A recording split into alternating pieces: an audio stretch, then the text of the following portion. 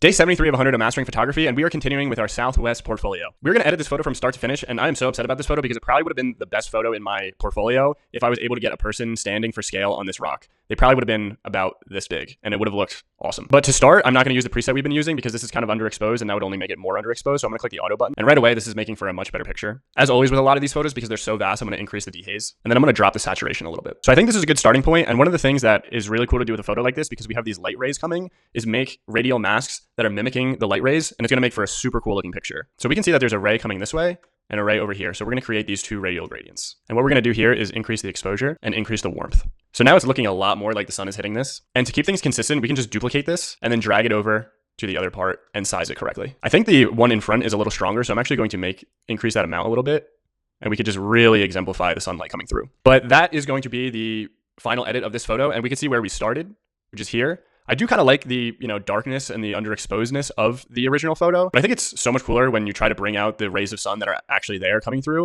and I think it looks really cool. We have just a few photos left in this portfolio. Drop a follow to see tomorrow for the next edit, and we will soon be presenting all photos that we've edited so far.